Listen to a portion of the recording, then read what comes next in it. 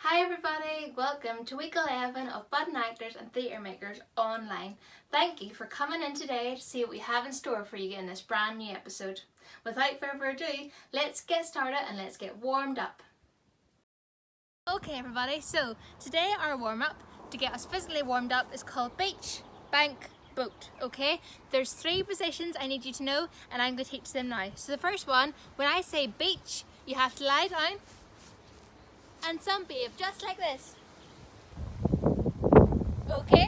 When I say bank, what you're going to do is you're going to bend over and you're going to pretend to count your money. Make sure you're in this position with your knees bended and you're counting all the money in the bank. Okay? And finally, when I say boat, you're holding on the steering wheel and you're leaning really far back. Okay? So, notice how my beach was here, my bank was in the middle, and my boat was over here. Those are the 3 positions you have to get into when I call them out. So they can't all just be in one spot. You have to make sure that they're in different spaces on the floor that you're using. Okay, is everyone ready? So just to recap, beach, lying down your back, sunbathing, bank, bent over, counting your money, and boat. Good, okay, let's get started. Let's start off nice and slow. Beach, bank, boat, beach, boat, beach, bank, boat, beach, boat, bank, boat, bank, boat, beach, bank, boat, boat, boat, bank, beach, bank. Well done everyone, I am sure by now you're well warmed up and let's get going with our drama class today. Hi guys, it's Cherith again and today I'm going to take us through a vocal warm-up. This week's vocal warm-up we are going to look at a simple nursery rhyme that you will all know, but we are going to play different characters that is going to help us warm up our voices and also help us with characterization at the same time. So the nursery rhyme we are going to do is Humpty Dumpty, and we're just going to do it as ourselves for now, but we're going to really focus on our voice for this, so just say it with me. So we're going to say, Humpty Dumpty sat on a wall, Humpty Dumpty had a great fall.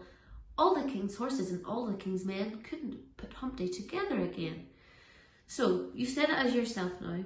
You are going to change your character, and the character you're going to first be is you are going to be the president. And the president is someone who's really important, they're in charge of things. So let's say it as if we are addressing the nation like the president. Okay? Humpty Dumpty sat on a wall, Humpty Dumpty had a great fall. All the king's horses and all the king's men couldn't put Humpty together again. So yes, that was the president, guys. Let's change the character. I'm going to change it to a granny. And we're going to say, Humpty Dumpty sat on a wall, Humpty Dumpty had a great fall. All the king's horses and all the king's men couldn't put Humpty together again. So you can do that as either a granny or a granda. This time we're going to do it as a baby or a toddler, whatever way you want to do it. You can do it lying down, you can do it standing up. You can change your levels as well, guys, for this. So I'm going to do it as like a toddler. Humpty Dumpty sat on the wall. Humpty Dumpty had a great fall. All the king's horses and all the king's men couldn't put Humpty together again. So guys, that was a toddler or a baby, whatever way you want to do it. This time we're going to do it as a teacher. Humpty Dumpty sat on a wall. Humpty Dumpty had a great fall. All the king's horses and all the king's men couldn't put Humpty together again. So guys, that is our vocal warm-up for today. You can make up other characters and use the, or change your nursery rhyme, whatever you want to do, and just try it as different characters and focus on your voice and use your voice, because you may talk higher at points, you may talk lower, just whatever way you want to do it, you can. And I really hope you enjoyed today's vocal warm-up.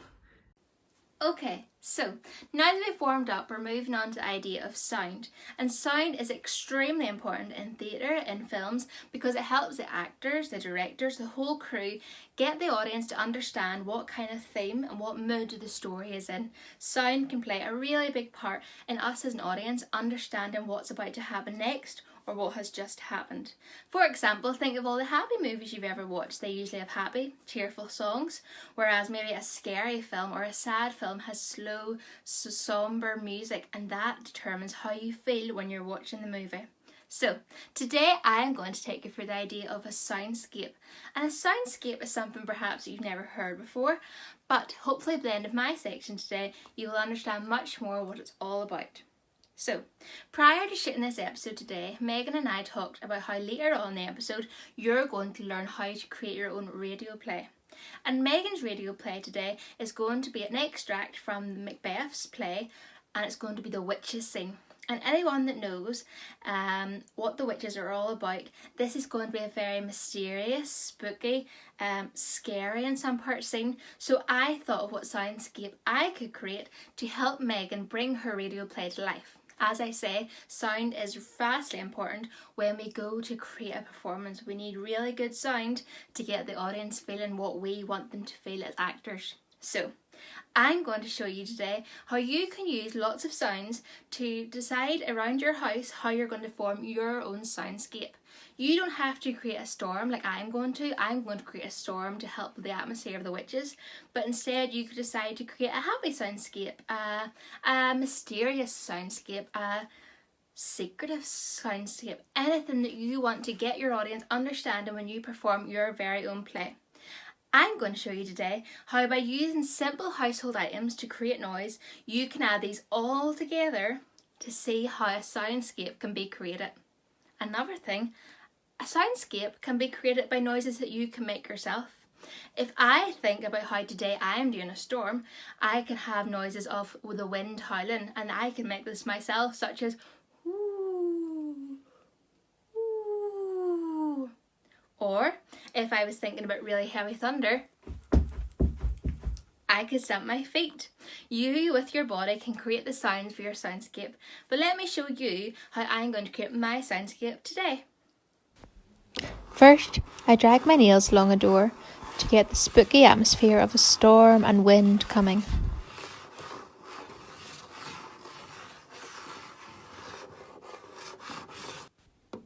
Next, I create the sound of rain hitting against a window. Pitter patter, pitter patter.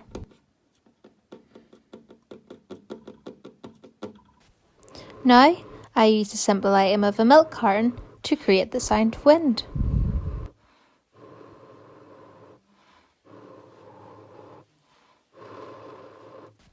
Next, I created the sound of dripping drain pipes.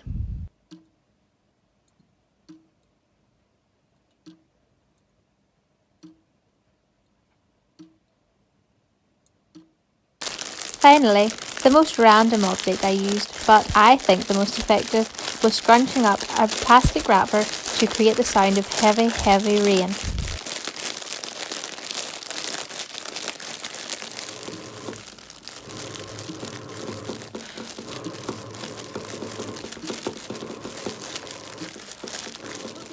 Seeing how you can create your very own soundscape, and remember, the simplest of household items will create a really important and significant sound, and using your own body you can create lots of different sounds.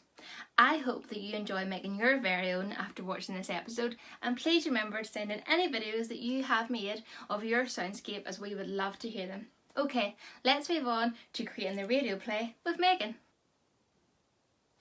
Well, hi guys.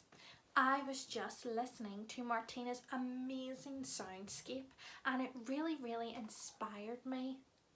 So the soundscape has no voices over the top of it, and I was thinking we could turn the soundscape into a radio play.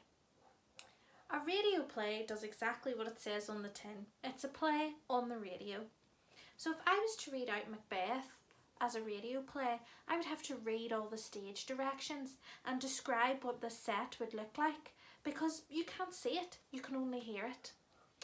So I think with Martina's beautiful storm noises, we could play that over the witches making the spell in Macbeth. I think that would sound really atmospheric and creepy. In the spell, they talk about a few things. They say that the cat hath mewed. That means the cat's meowed, so I'll need that sound effect. It also says the hedge pig whined, so I'm going to have to work out how to whine like a hedge pig. What else? It says that harpies cry, "'Tis time, 'tis time," so I'm going to have to scream that, I think, because harpies scream. And then they throw things into the pot, and they talk a lot about how the pot is bubbling and the cauldron is bubbling. So I'm going to need splash and sound effects, and I'm going to need some bubbles. Okay guys, you're going to have to give me a minute to work this out.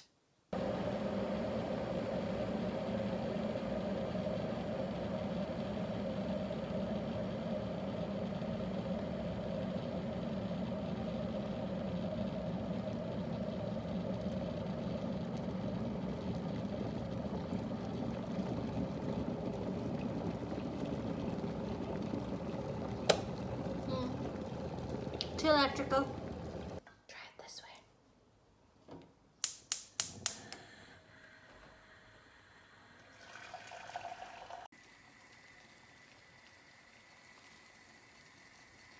I think that's a better bubbling noise. Let's go for this. Thunder. Enter the 3 witches.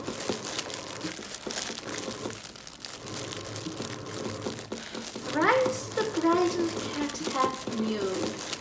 Meow! Meow! Meow! Thrice and once the hedge pig whined.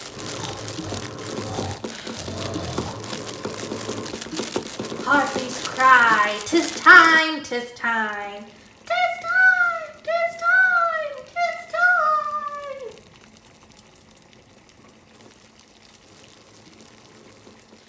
Round about the cauldron go, in the poison entrails throw.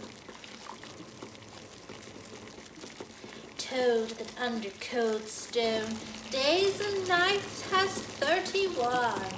Swelter venom sleeping gut, boil thy first eye the charmed pot. Double, double, toil and trouble, fire burn and cauldron bubble. Fill it up a penny snake, in the cauldron boil and bake. Eyes mute, and toe of frog, wool of bat, and tongue of dog. Adders forth and blind worms sting, lizard's leg and howlet's wing. For charm of powerful trouble, like a hell broth boil and bubble. Double, double, toil and trouble, fire burn and cauldron bubble. Music. The Witches Dance. Hey guys, thanks for watching and we hope you enjoyed. Don't forget to like, subscribe and visit the Be Unique channel for more.